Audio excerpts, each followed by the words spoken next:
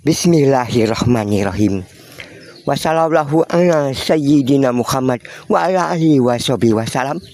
Assalamualaikum warahmatullahi wabarakatuh. Toleransi. Istilah toleransi dalam bahasa Arab disepadankan dengan kata at-tasamuh atau at-tasahul. Di dalam kamus bahasa Indonesia, kata toleransi didefinisikan sebagai sifat atau sikap toleran. Toleran adalah bersifat atau bersikap menenggang, menghargai, membiarkan, membolehkan pendirian, pendapat, pandangan, kepercayaan, kebiasaan, kelakuan, dan sebagainya yang berbeda atau bertentangan dengan pendirian sendiri. Negara-negara kafir penjajah, yaitu negara-negara imperialis, mempropagandakan istilah ini, istilah intoleran atau intoleransi adalah jika kritis kepada kebijakan pemerintah yang pro penanaman modal asing, anti kapitalisme, anti komunis, mereka sebut intoleran.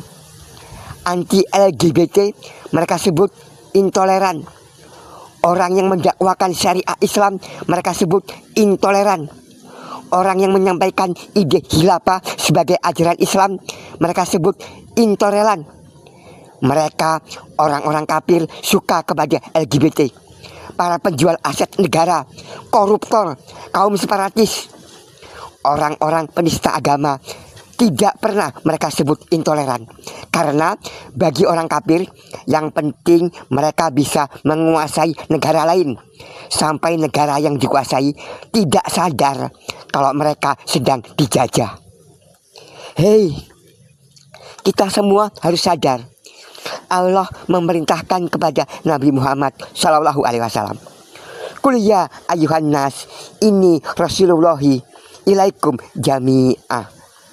Katakanlah, wahai manusia, sesungguhnya aku adalah utusan Allah kepadamu semua. Wa ma arsalnaka illa kafatal linnas.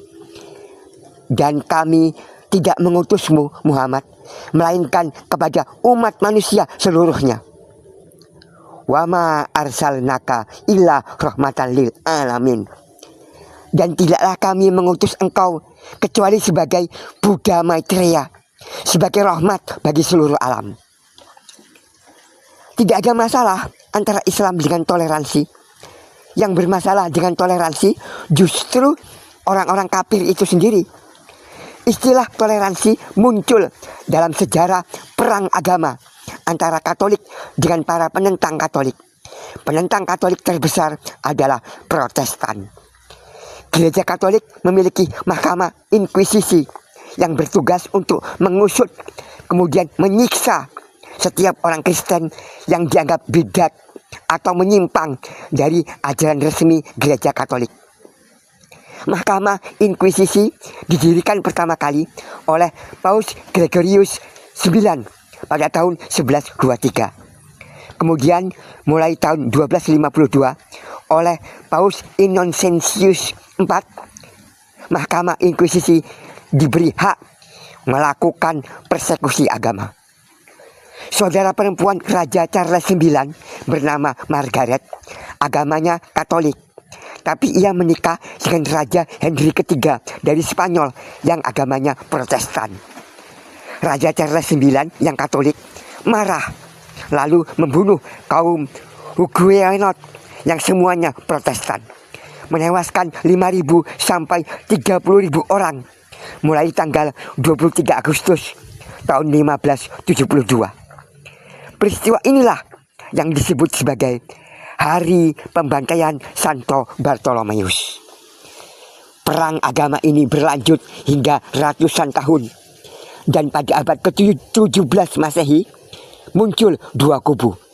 Satu kubu mengusulkan gereja universal, kubu lain mengusulkan toleransi. Konsep toleransi kemudian diterima oleh banyak orang pada abad ke-17 Masehi tetapi didasarkan pada 3 hal, yaitu sekulerisme. Agama harus dipisahkan dari kehidupan supaya agama dianggap sebagai urusan pribadi. Relativisme. Agama itu relatif, tidak benar secara mutlak, sehingga tidak boleh fanatik dengan agamanya sendiri. Pluralisme. Semua orang apapun agamanya sama saja. Konsep-konsep toleransi ini dikembangkan ke seluruh dunia dan dipaksakan ke siapa saja. Islam punya akidah, Islam punya hukum syariah. Justru Barat melakukan intoleransi terhadap Islam. Orang-orang Barat tidak toleran dengan prinsip-prinsip dasar dalam Islam. Akidah Islam tidak mengenal pemisahan agama dari kehidupan. Baca surah Al-Baqarah ayat 208. Masuklah kamu ke dalam agama Islam secara keseluruhan. Prinsip Islam, hanya Islam agama yang benar. Baca surah Al-Imran ayat 19, surah Al-Imran ayat 85, dan At-Taubah ayat 29. Prinsip ini membuat setiap orang tidak akan terombang-ambing dalam keyakinan. Pluralisme. Bagi orang Barat menyukai aturan yang bersumber dari aspirasi masyarakat. Tetapi Islam menghendaki aturan itu harus yang bersumber dari Allah atau Tuhan. Aturan syariah, supaya tidak seenaknya manusia menetapkan aturan karena mengikuti hawa nafsunya. Jika Anda seorang muslim punya anak perempuan yang mengikuti agama orang tuanya yaitu Islam, apakah Anda rela anak Anda yang muslimah kawin dengan orang Katolik dan dinikahkan oleh seorang uskup mengaku-ngaku sebagai romo? Baca Quran surah Al-Mumtahanah ayat 10. Semua agama menganggap hanya penganutnya yang akan masuk surga. Jika semua kitab suci mengajarkan ini semua, dapatkah Anda mengubahnya? Tidak boleh seorang muslim tidak boleh meniup trompet, menyalakan lilin, merayakan Natal. Apakah orang Kristen mau merayakan Idul Fitri, berzakat fitrah, lalu ikut sholat Id? Itu namanya tidak punya jati diri, tidak punya identitas, gara-gara toleransi cara Barat. Toleransi yang dimunculkan gara-gara perang agama Protestan dan Katolik. Wa kadzalika ja'alnakum ummatan wasatan litakunu syuhada'a 'alan nas. Dan demikianlah kami telah menjadikan kamu umat Islam, umat yang adil dan pilihan. Wa yakuna rasulu alaikum syahida. Agar kamu menjadi saksi atas perbuatan manusia lain. Dan agar Rasul yaitu Muhammad menjadi saksi atas perbuatan kamu. Rasulullah Muhammad SAW bersabda, bersegeralah kamu beramal soleh, karena akan ada satu masa muncul berbagai fitnah bagaikan potongan gelap gulita. Seseorang di waktu pagi beriman, di waktu sore menjadi kafir, dan beriman di waktu sore menjadi kafir di waktu pagi. Ia menjual agamanya dengan harga dunia.